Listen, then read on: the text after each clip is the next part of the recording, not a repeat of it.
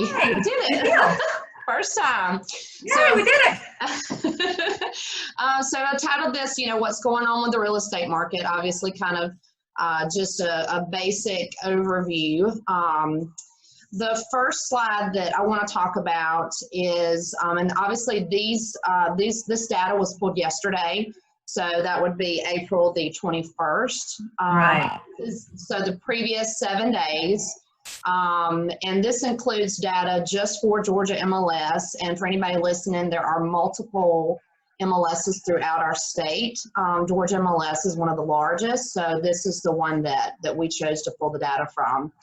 And we chose 7 counties in Georgia, so Bullock, Bryan, Candler, Emanuel, Evans, Jenkins, and Scriven. Now, we actually cover more than that in our market, but I felt like this was a really good snapshot. So one of the things I wanted to point out is that just in the last 7 days, 31 new properties on the market in those 7 counties. But look at the solds. There have been 30 solds and 30 pending. So that's 30 families that decided to purchase and 31 families that decided that now was the time to put their properties on the market. Yeah, and Jeff, this slide tells us a lot about just people's mindset and that they have needs and they need to move forward. And I think that's what we see in this, is that people are still forward thinking when it comes to real estate. They realize they need to list, they need to sell, and they definitely, they need to move forward to purchase. And that's a good thing when we see that happening. That's exactly right. Mm-hmm. Okay, I'll move to the next slide. So this compares new listings, and you'll see a similar slide like this on the next 3 pages. But it compares data from the same month last year, so 2019, and then for 2020. And then obviously April's numbers won't be out until 1st of May. So the first thing that I noticed is obviously a decline in the number of listings, which we already knew that without even looking at that. It's been that way for a long time.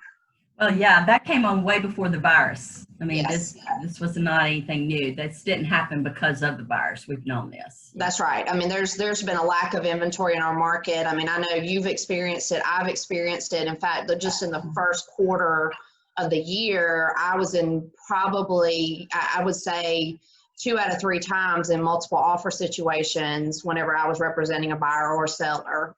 So there's way more buyers than there were sellers. So definitely, yeah. So we'll see. I'll be interested to see what April's numbers are. I think we can expect the trend to be similar, though, based on what I've seen.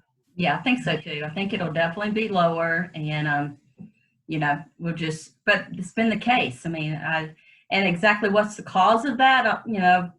I'm not real sure. What are your thoughts on that, Jess? Do you have any idea what might be causing the inventory to remain been low from the beginning? What are your thoughts? I kind of thought that probably come springtime. In fact, I know I had several people that had planned on putting their properties on the market come springtime, that we would see a real jump. And I think obviously the virus did affect that, because if you look at March, you're down, almost 31% from the same period last year. So I do think that a lot of people have just decided to, let's just wait and kind of see what happens if they don't have to sell. I mean, some people obviously still have to buy and sell right now. So I almost wonder if, things are able to slowly get back to a normal market if we don't see a really strong summer and fall. Right. A lot of those people that kind of waited, ended up putting their, their properties on the market in that time period, but, time will tell. That's right. Okay, so the next slide is going to be closed sales, and this is volume, obviously. And I think that the thing that's important to note is look at January. So you had almost a 23% increase in closed sale volume. And keep in mind now, this is just those 7 counties in Georgia.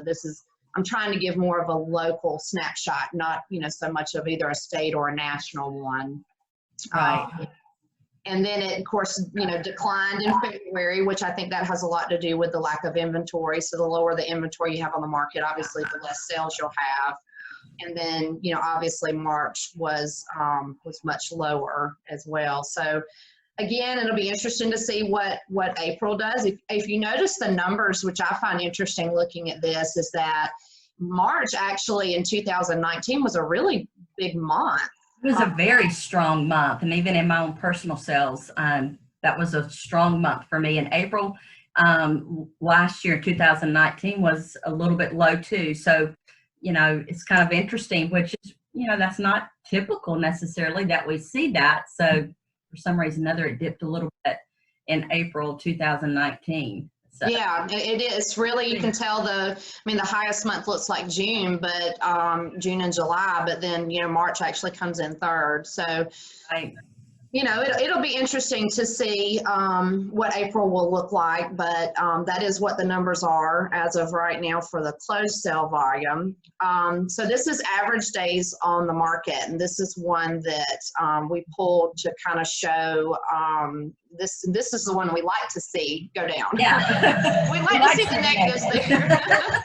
That means that, you know, obviously the least amount of time that it has to stay on the market is costing that seller to, you know, continue to make mortgage payments and power bills and taxes and everything else. So so that is actually kind of amazing how much that has dropped. Well, and this also, yes, this indicates the whole thing we were talking about earlier about multiple offers on one property. I mean, things were selling, and the good thing about that is that sellers are getting, you know, the value of what they want out of their home, and that's a really good thing. So, and it's happening in a record time. So those are great, strong numbers. I'm looking forward to seeing what happens in April as well. Yeah, that will definitely be interesting. And I think as long as that that number of listings stays down, this number will also stay down. You know, they kind of go hand in hand, I think. Definitely. All right, so that's kind of the gist of the local market data. This is a slide that you may have seen around a little bit. It's actually been posted several times on several different sites, but I think I thought it was worth pointing out here, you know, that a recession does not equal a housing crisis. Right. And I think that so many people think that those two kind of go hand in hand, and so recessions are part of normal markets. And if you look at, you know, historical recessions, that the last 5 that we have had, you can see that, you know, 3 of the 5 actually the home prices appreciated. Obviously the worst one being the one that we went through in 2008, where they did not, and that's a whole, you could do a whole nother, you know, seminar on that. You could actually do a whole seminar on why that happened. So and I think that Jess, don't you think that's kind of where people's mindset, most people are going back to that particular recession because it was so devastating to the housing industry. Yes. That you talk about recession, that's where everybody's going. That's the one they remember the most. They don't remember the other ones. They only remember that one per se. That's right. Yeah, I that's the one I remember the most too. Me too. It hurt. Oh yeah, but I do think that's important to point out that you know, that recession does not equal housing crisis. That's right. So the next slide, and this kind of goes back and, you know, backs up what we talked about with a buyer's market versus a seller's market, and then you see where that neutral market is generally, you know, 6 to 7 months. And I kind of feel like since I've been in real estate, which has been very rare that we've been in a neutral market, we've either been in a buyer's or a seller's market. Yeah. And for a very long time now, we've been in a seller's market. Definitely. Let's see. All right, so this was actually very interesting to me. And if you've listened to any economists talk about what kind of recovery that we're looking at, and again, you know, like I said in the beginning, we're not economic experts or virus experts. We have no way of knowing, you know, how this will play out, but all we can do is go on history and what some of the other experts are predicting. And so it looks like, and this is what a V-shaped recovery looks like. So it's basically a really sharp downturn with a very sharp upturn. So it's the best way I know how to describe it. Actually, a guy I was listening to this week on a podcast, Steve Harney, said it's basically like, would you rather get hit in the head, really hard one time and it hurt really bad, or would you rather for a very long period of time be continuously tapped in the head? It's kind of like the difference between that 9 years that we went through the housing crisis versus a really rough period that we're probably going to see, with this once the second quarter earnings come out. So we could, if our best hope would be that this is what we will be looking at in the recovery, I think. Yeah, and this can be very encouraging. I know a lot of people are questioning as to whether or not this will be what we will see, but and just, I don't know if we have a slide, I can't remember.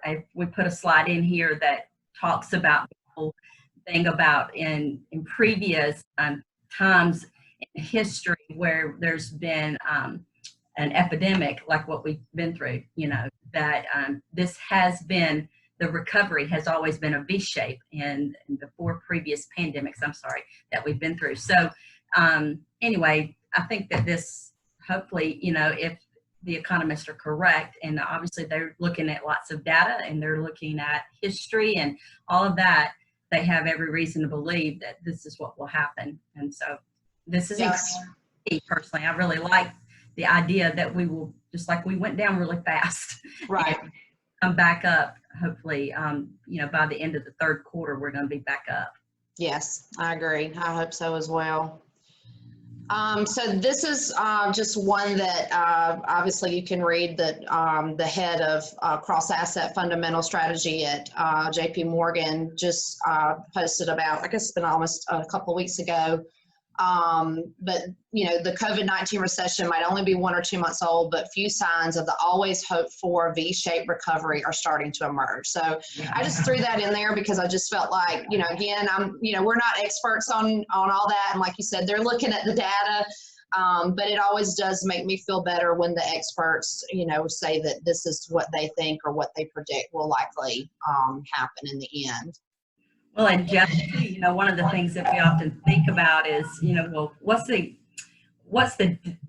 negative for them to get it wrong? I mean, then it's going to impact their businesses. So they're not going to make statements like that unless they're pretty confident that that their statements are accurate. Not that they won't make some changes. I think they will.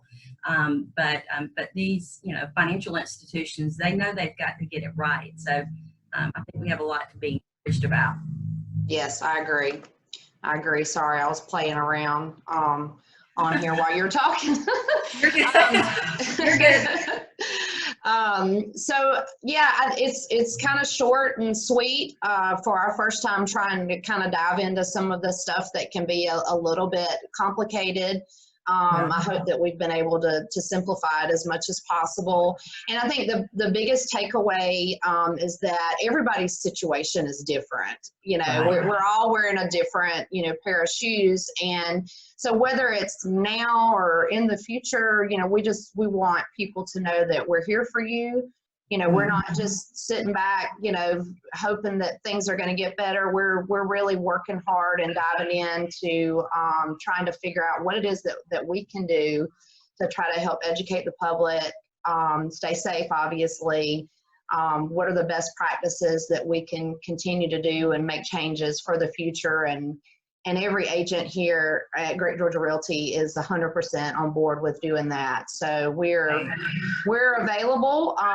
Some of us are still working from home. Debbie and I are actually in our individual offices, being social distancing. we definitely have more than 6 feet away from each other. So we're fortunate in that to have a nice spacious office to do that in.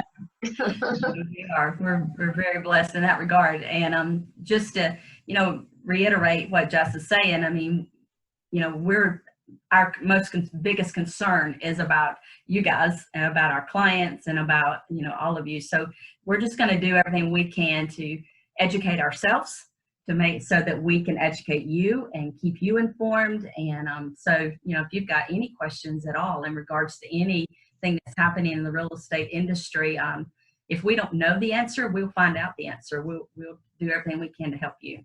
Yeah. That's right. That's right. Well, I appreciate you taking the time to dive into some of these numbers, and we'll see. We may make this a regular thing.